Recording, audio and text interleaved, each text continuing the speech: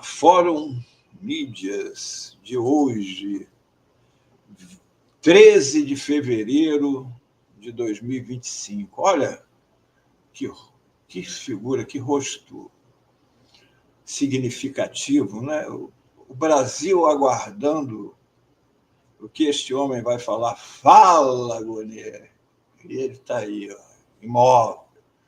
Mas o Fórum Mídias de hoje, eu vou tratar de Me parece que ontem o ministro do STF, Gilmar Mendes, sem querer, ele estava num ambiente relaxado, ele soltou qual vai ser a decisão do Gonier sobre se vai denunciar ou não Bolsonaro e os golpistas. Então, para explicar por que eu acho isso e onde foi, o que ele disse, eu vou pedir um pouco de paciência a vocês para a gente voltar ao Tucanistão, aquela época em que o Brasil vivia o reino do Tucanistão com o presidente Fernando Henrique Cardoso, e em São Paulo uma série de governos tucanos ficaram, sei lá, uma eternidade no poder. O Alckmin foi governador 3 vezes, eu acho, em São Paulo.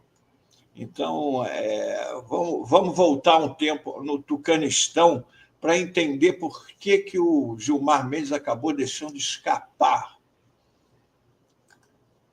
Aqui, ó, no ano 2000, a Folha fazendo um meio que perfil do Gilmar Mendes. Mendes é um antigo colaborador do governo federal do Fernando Henrique, conhecido pela defesa veemente de suas teses e por provocar polêmicas com membros do Judiciário no cargo de advogado-geral. Membro do Ministério Público Federal, assumiu o papel de defensor do ex-presidente Fernando Collor de Mello durante o processo de impeachment, em 92. Na época, Mendes era o chefe da assessoria jurídica da presidência. No governo FHC, Mendes foi subchefe para assuntos jurídicos da Casa Civil, assumiu a Advocacia Geral da União em 31 de janeiro de 2000. Aos 46 anos, Mendes é respeitado por FHC e é amigo do ministro do STF, Nelson Jobim, mas é duramente criticado por antigos procuradores e enfrenta resistências nos tribunais por causa dos embates que travou em defesa do governo e já se desentendeu com dirigentes da Ordem dos Advogados do Brasil e da Associação dos Magistrados Brasileiros. Ele era um tucano ferrenho, defendia o governo FHC. Aliás, ele, depois, quando virou ministro, uma coluna do Merval Pereira disse que sobre a mesa de trabalho do Gilmar Mendes tinha um retrato do Fernando Henrique Cardoso. Então, ele é um fã declarado do Fernando Henrique. Aqui, nós vamos a um fato que pode explicar um outro que aconteceu depois. O ano 2000, o presidente era Fernando Henrique Cardoso e Gilmar Mendes era o advogado-geral da União, e ele estava sendo processado, Gilmar Mendes, pela juíza federal Rosimeire Gonçalves Carvalho, que se sentiram ofendida por declaração de Mendes, que criticaram juízes que, como ela, deram decisões contrárias às privatizações. Ele, com aquele jeito sutil dele, né, enfureceu, ofendeu a juíza, que se declarou ofendida, e entrou na justiça contra ele. E a batata dele estava para assar mesmo. E aí ele teve um socorro do Fernando Henrique Cardoso. Olha só que curioso. Para subir o caso do Gilmar Mendes para o STF, porque ele estava em primeira instância com essa juíza aí pedindo a cabeça dele. O Fernando Henrique Cardoso reeditou pela 22ª vez a MP 2049. A nova redação veio com uma mudança. O parágrafo único do artigo 13 incluiu o advogado-geral da União, na época Gilmar Mendes, entre os ministros de Estado. Então, ele passou a ser ministro do Estado, então subiu o caso dele para o STF, e aí ele ficou tranquilo. Não é? Agora, vamos nos lembrar, isso aí aconteceu com ele. O FHC botou lá na lei para ele subir para o STF e se livrar da primeira instância. Talvez isso explique por que aconteceu isso aqui em março de 2016. Quem não se lembra que o Mendes proibiu a posse do Lula como ministro da Casa Civil da presidenta Dilma, numa clara violação do princípio da independência dos três poderes, porque, no seu modo de ver, o objetivo da nomeação era livrar o Lula de Moro na primeira instância e subir o seu processo para o STF. Diz o Gilmar Mendes na decisão que proibiu a nomeação do Lula. O objetivo da falsidade é claro: impedir o cumprimento de ordem de prisão de juiz de primeira instância, uma espécie de salvo-conduto emitida pela presidente da República, afirma Gilmar na decisão. Exatamente aqui, o que o FHC fez com ele. Reeditou, botou o advogado-geral da União, Gilmar Mendes, como ministro de Estado e subiu seu caso para o STF, o livrando da juíza Rosimeire Gonçalves de Carvalho. Talvez ele tenha julgado o Lula por ele mesmo, quando, na verdade, como o próprio Temer assumiu depois, o objetivo da nomeação do Lula pela Dilma era de salvar o governo. O próprio Temer disse no programa Roda Viva: se o Lula tivesse virado ministro, provavelmente o impeachment não aconteceria. Tem isto gravado lá no Roda Viva. Bom, aqui, como ele foi nomeado ao STF? Ele chegou, vou resumir, ele chegou e foi se aconselhar com o Fernando Henrique Cardoso em 2002, último ano do governo Fernando Henrique Cardoso na presidência. Ele falou com o Fernando Henrique que estava pensando em se filiar ao PSDB, assumir a tucanice, para concorrer no Mato Grosso, no seu estado natal. Ele queria ser político, queria assumir uma candidatura pelo PSDB. E aí o Fernando Henrique aconselhou a não fazer isso e disse a ele: fique aqui que eu vou indicar você ao Supremo. Porque, é claro, ele falou, você vai ser muito mais importante para o PSDB no Supremo, agora, subentendido, agora que eu vou sair da presidência, que vão começar a aparecer os barracos, não é, que estavam escondidos lá, a compra da reeleição, todas essas coisas, e um cara combativo como ele lá no STF ia ser fundamental para isso, não é? Então, aqui tem até uma charge que eu fiz na época lá, com uma foto dos dois, para o Fernando Henrique dando conselho a ele. Entenda, você vai ser muito mais útil ao partido no STF. Ele, sim, senhor. Então, foi isso. Ele foi para o STF. Agora, lá no STF, a gente, quem acompanhou naquela época, muita gente hoje aqui, né, é jovem, não sabe o que acontecia naquela época. Vários escândalos tucanos não deram em nada. Por exemplo, o Aécio Neves nunca foi condenado em nada. Em nada.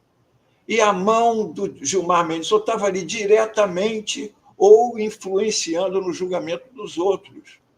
Porque ele peitava. Ele peitava. Ficaram conhecidos os embates entre ele e o ministro Joaquim Barbosa, na época, lá no Supremo, que só faltavam sair no supapo lá os dois. Era uma coisa impressionante. Entendeu? Agora, na época, havia o Gilmar Mendes na defesa dos tucanos e havia a mídia, em especial a revista Veja, no ataque ao governo Lula.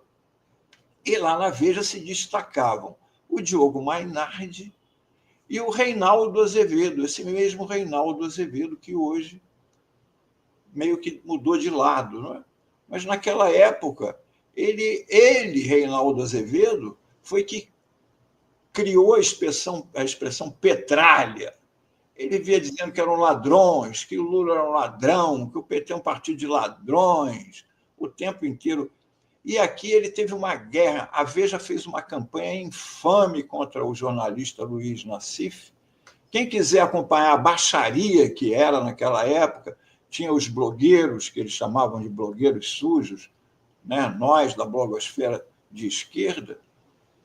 Quem quiser acompanha, existe esse livro aqui, O Caso Veja, do Luiz Nassif, que é muito importante para entender como era esse ataque baixo ao PT e aos jornalistas de esquerda.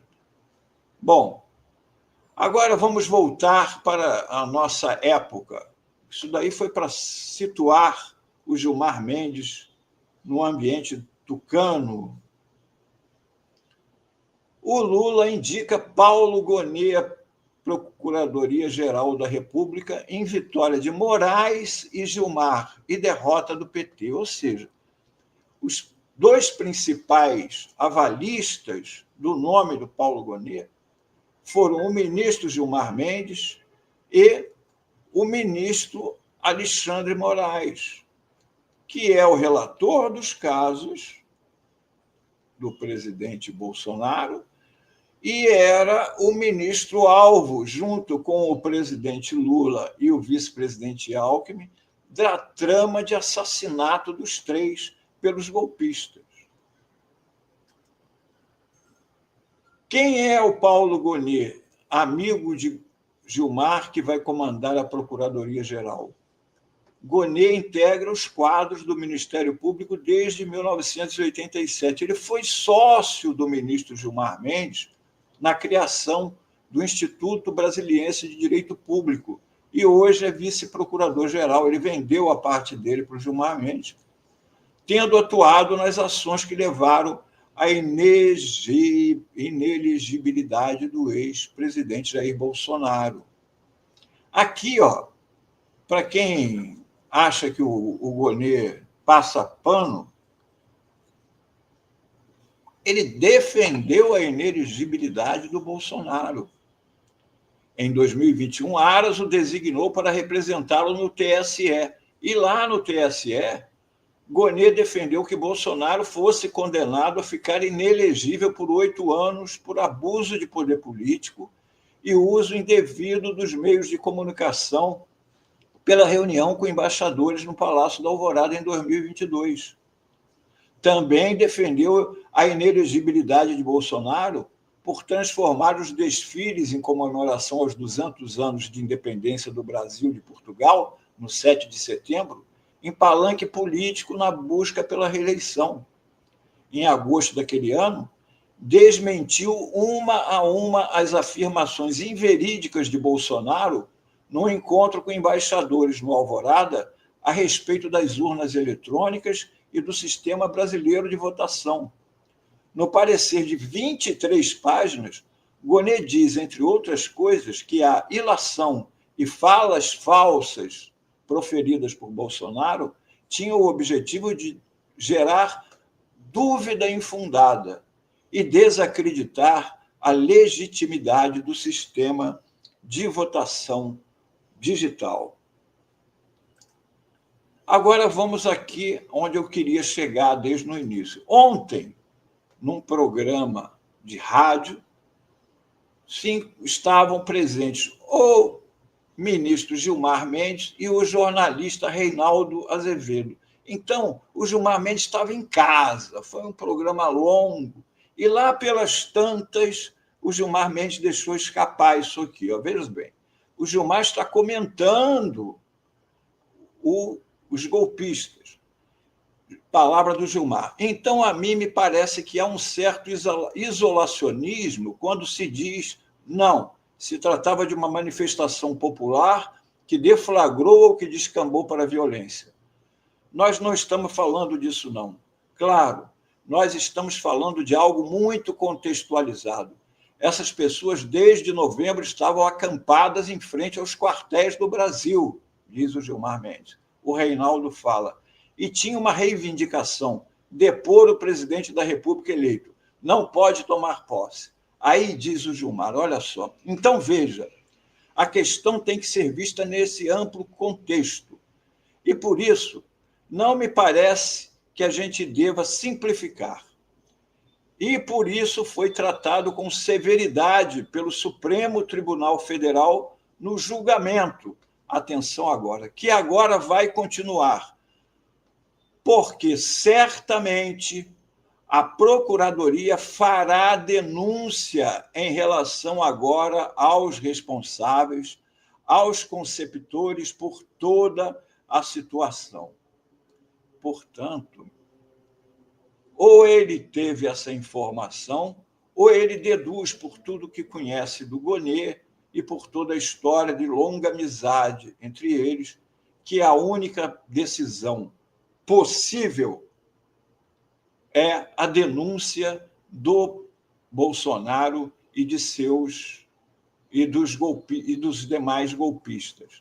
Se vai ser dividido em três, se os processos vão ser divididos em três, se vão ser colados em um, se vai ser antes do carnaval ou não, pelo menos a minha percepção é de que devemos ficar tranquilos, porque o Bolsonaro vai sim ser denunciado e, portanto, virá réu lá no STF para ser finalmente julgado pelos crimes de que é acusado. Foi isto o Fórum Mídias de hoje. Muito bom, Melo. É o que todos esperamos, né? A denúncia provavelmente vai vir mesmo, né? Não há outro caminho, seria um absurdo, né?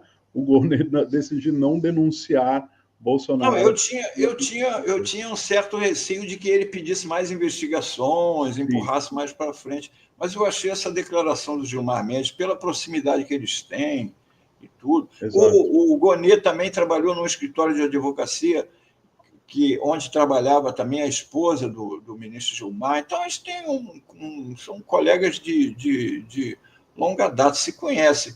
E sem contar que existe o espírito de corpo. Afinal de contas, se você ameaça matar um ministro do Supremo e você passa a mão na cabeça da pessoa, você está botando todos os ministros em risco. Todo mundo vai passar.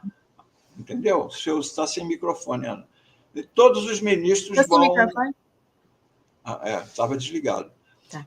Entendeu? Todos os ministros vão poder, né? Vamos lá, está podendo. O cara anuncia matar, porque se fosse só matar o Lula e o Alckmin, os ministros do Supremo ainda podiam achar que não era tão grave assim. Mas matar um ministro do Supremo aí... Um deles, né? Matar um deles. Aí é um de nós, aí não. Aí é uma coisa... Aí já é demais. Aí já é demais. Tá bom? Então vamos lá. Agora só falta o Gonê, como cantou o nosso padre, Agora pastor. só falta a Gonê, agora só, como diz o pastor, só falta o Gonê. Agora vamos ouvir, vou aqui ouvir o Pitino, porque com essa turma toda lá das redes sociais, lá governando o Trump, porque eles já passaram a perna no Trump, né? O Trump está em outra, e eles vão tomar conta daquilo dali. Estão pegando tudo, né? Estão pegando tudo. Não é à toa que eles são bilionários. O Musk vai em busca de ser o primeiro cara a ter $1 trilhão. Ele já está com 500 e tantos bilhões de dólares. É muito. Gente, bom dia a todos. Bom dia, Melo.